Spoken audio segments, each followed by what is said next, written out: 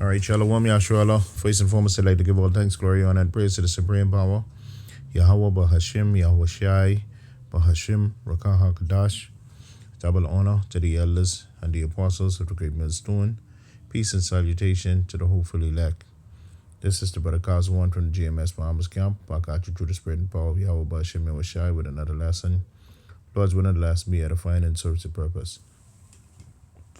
Okay?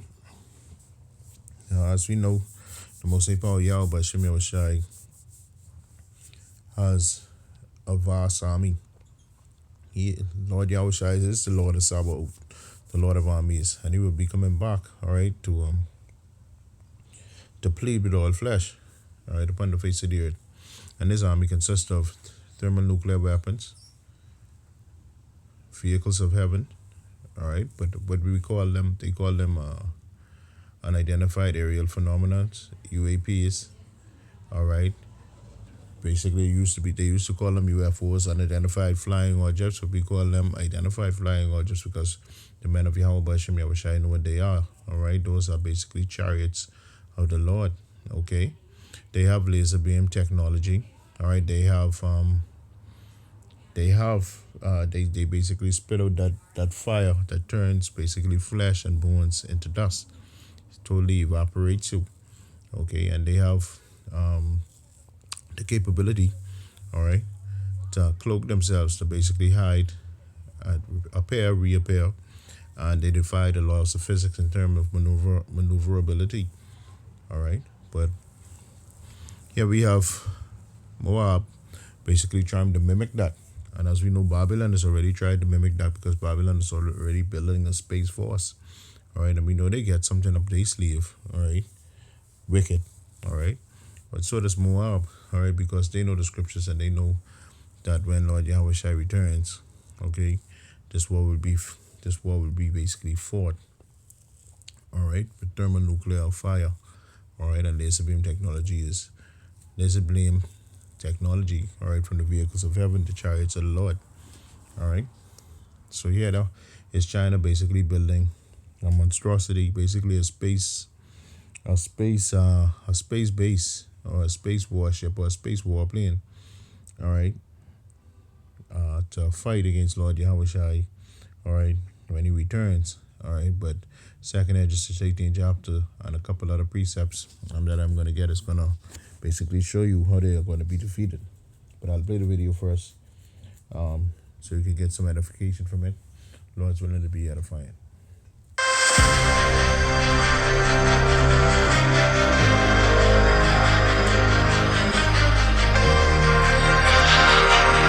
China has publicly unveiled the concept for a massive space warship named Luanyao through a CGI video released by the state media. Now this Star Wars style design signifies China's long-term ambitions for a future airspace dominance and high-altitude power projection. The Luanyao is depicted cruising above the Earth, firing missiles and launching swarms of small unmanned fighter jets into the space. The concept warship is designed to skim the edge of the atmosphere, occupying a gray zone between the traditional aircraft and the orbital vehicles. Chinese reports claim that the triangular space carrier could reach an approximate length of 800 feet, potentially topping many existing ocean-going warships. Described as the largest and the most ambitious warship China has conceived, at least conceptually, it could theoretically carry up to 88 unmanned fighter jets, establishing it as the mobile hub for autonomous air combat. Chinese media have suggested that this enormous space carrier could transition from fantasy to a reality within approximately 3 decades. This project is associated with the state-owned AVIC Aerospace conglomerate and is presented as a part of China's border strategy to fuse air power and space capabilities into a single strategic vision. However, Critics view Liuaniao's design as more of a political and psychological signal aimed at both domestic and international audiences, rather than a genuine hardware program. Defense experts noted that the advanced propulsion materials and the power systems which are required for such an aircraft are not currently available at an operational level. Experts say that for an external audience, the concept, they say, and I quote, does paint the picture that they are working on technology that the region just can't aspire to, calling it literally Star Wars stuff, unquote. The revelation of the Luanyao concept coincides with the heightened geopolitical tensions. Xi Jinping has publicly labeled Taiwan as the most sensitive and volatile issue in US-China relations. During a recent phone call, Xi urged Donald Trump to exercise prudence regarding the arms sales to Taiwan and to avoid crossing Beijing's red lines. The United States remains Taiwan's primary arms supplier, despite Washington maintaining formal diplomatic relations. All right, that's another lesson for another time. Taiwan versus China, but you get the gist of what they were saying pertaining to their space force, China's space force, and building, all right, one of the world's most largest spacecrafts. All right, all this is for the return of Lord Yahushua Mashiach, because they will try and fight against Lord Yahushua Mashiach. All right, but the first precept I want to get is the book of Zechariah, chapter 5, the first chapter, taking it from the first chapter, the first verse, Salakia. It is reads, Then I turned and lifted mine eyes and looked, and behold, a flying roll.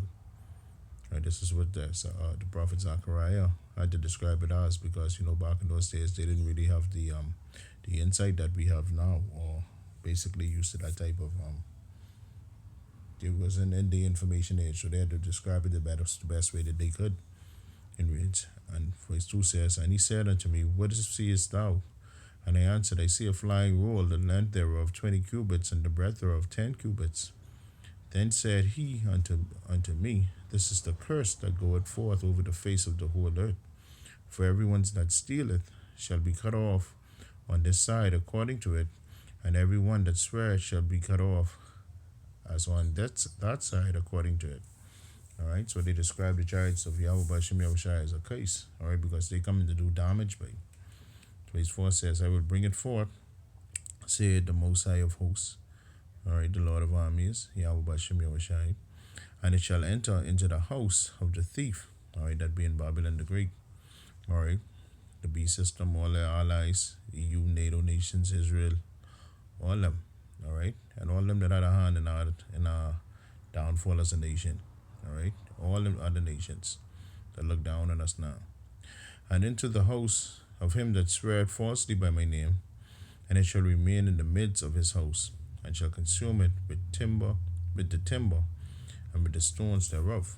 When it say consume, it means not consume in fire. All right.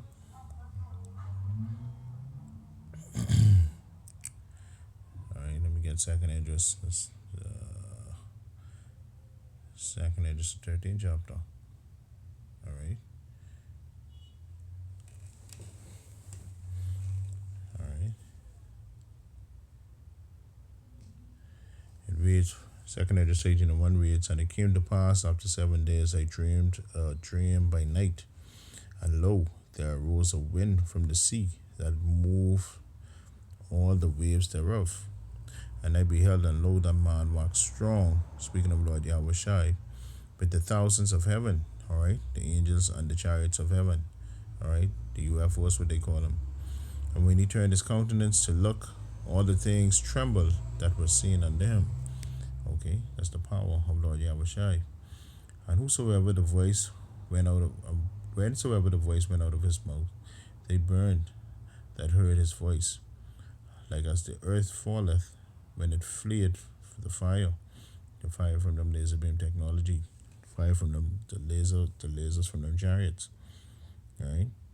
And after this I beheld, and lo, there was gathered together a multitude of men out of number from the four winds of the heavens to subdue the man that came out of the sea. All right, basically them armies. All right, China, Babylon, all of them, North Korea, Russia, all of them. All right, they won't fight against Lord Yahushai. But they beheld, and lo, he had graven himself a great mountain and flew upon it. All right, the chariot was so big. All right, I just described it as a mountain. All right. Verse 7 says, but I would have seen the region or place where the hill was graven, and I could not. The chariot was so big, I just call it a region. All right. So, in comparison to what China trying to build, all right, Lord Yahushua won't be that much bigger. All right. Verse 8 says, and after this I beheld, and lo, all they were gathered together, sudden to subdue him, was sore afraid, but yet they did fight. All right, they still try to fight Lord Yahushua. They still going to try to fight him. All right, in that final war, World War III. But the most they put that spirit inside their heart. All right, so he could flex his muscle. And lo, verse 9, and lo, as he saw the violence of the multitude that came,